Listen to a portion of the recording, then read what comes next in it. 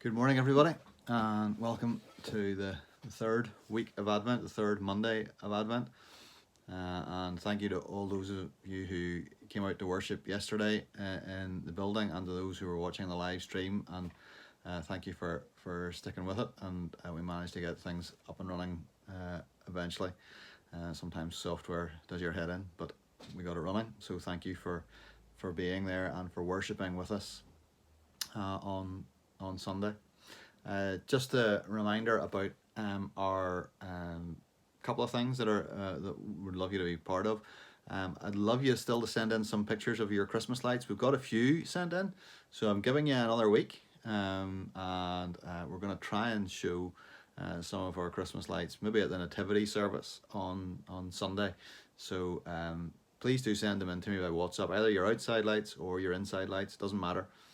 Would love to get as many as possible so we can put them together in a wee slideshow.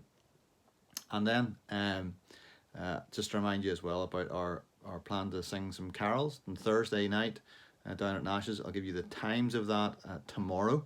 But if you're interested in doing that, it'll only be for about an hour, so you can let me know. This week we're focusing in on Matthew and his account of the birth of Jesus, and then next week we'll finish off in the Gospel of Luke. As we begin looking at Matthew, it presents us straight away with a challenge, at least to a modern reader, because we would never start a story or even a biography in the way that Matthew starts his. Matthew starts his Gospel with this long list of names. Matthew chapter 1, 1 to 17. I'm going to attempt to read them this morning, and just listen carefully, and if you listen, you can pick out perhaps some names that are familiar, some that you would never have heard of other outside of this genealogy. But you'll be able to pick out some that are familiar and put them in their place in the history of God's people. And we're going to focus on a couple of those names today and tomorrow. Matthew chapter 1. The book of the genealogy of Jesus Christ, the son of David, the son of Abraham. Abraham was the father of Isaac, and Isaac the father of Jacob, and Jacob the father of Judah and his brothers, and Judah the father of Perez and Zerah by Tamar, and Perez the father of Hezron, and Hezron the father of Ram, and Ram the father of Amminadab, and Amminadab the father of Nahshon, and Nahshon the father of Salmon, and Salmon the father of Boaz by Rahab, and Boaz the father of Obed by Ruth, and Obed the father of Jesse, and Jesse the father of David the king. And David was the father of Solomon by the wife of Uriah, and Solomon the father of Rehoboam, and Rehoboam the father of Abijah, and Abijah the father of Asaph, and Asaph the father of Jehoshaphat, and Jehoshaphat the father of Joram, and Joram the father of Uzziah, and Uzziah the father of Jotham, Jotham the father of Ahaz, and Ahaz the father of Hezekiah, and Hezekiah the father of Manasseh, and Manasseh the father of Amos, and Amos the father of Josiah, and Josiah the father of Jeconiah and his brothers at the time of the deportation to Babylon.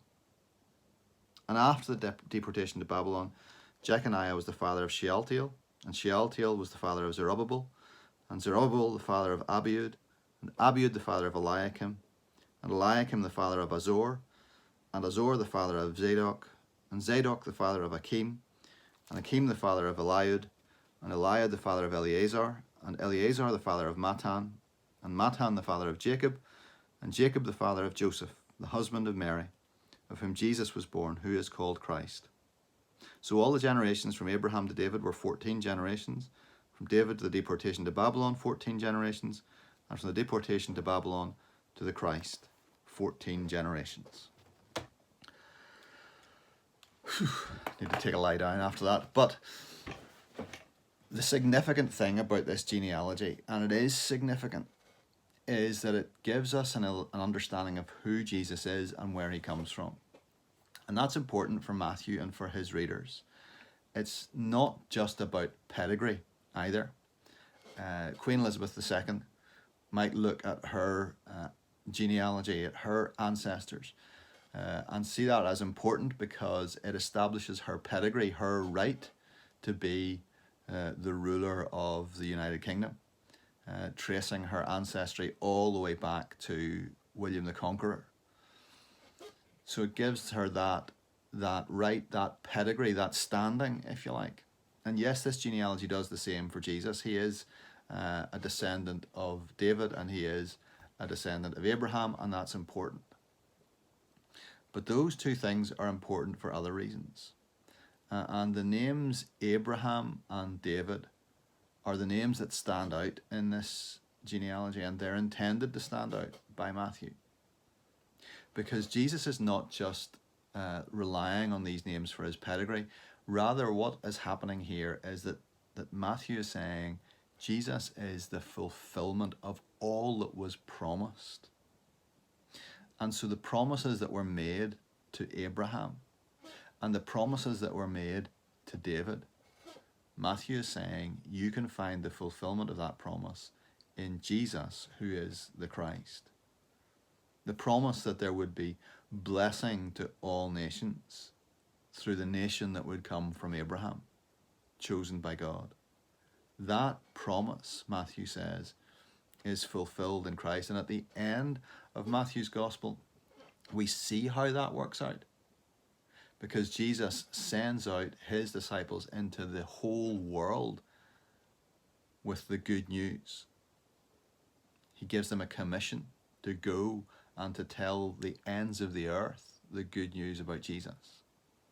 And so it is in this moment that fulfillment to Abraham happens, that Jesus fulfills the promise to be a blessing to all nations.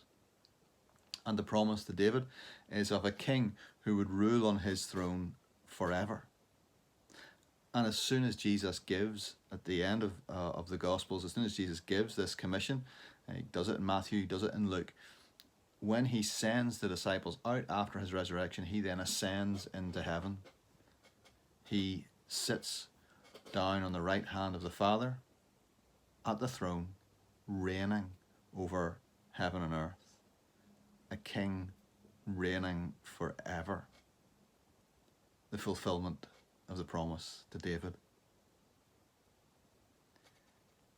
So this is what Matthew's doing. He's getting us to understand in the very first verses of his gospel, in that long list of names, exactly who Jesus is and exactly why he's important. The genealogy takes us through the history of God's people. From Abraham, starting from nowhere, to the very highest point of the Old Testament in the kingdom of David, and all that David was able to achieve through God's strength. And then it brings us to the very lowest point of the story of God's people in the exile and the deportation to Babylon. And from that point onwards, people were wondering, what is next? What's going to happen now? This is disaster. All the promises to Abraham, to David, surely they are not going to be fulfilled now through this rump of a people who managed to straggle back from exile in Babylon. But in that time, they had other guides. They had people like Micah and Isaiah and Jeremiah, the prophets who had written things down, reminding them that God had not forgotten them, that God had not forgotten his promises, pointing them forward beyond the time of the exile and beyond the time of the return to a child who would be born for them, to a king who would come from Bethlehem again, to the Christ, the one who is the fulfillment of everything God says and does in the Old Testament. That's who we celebrate at Christmas, and that's why it's important to keep celebrating this Christmas. God bless.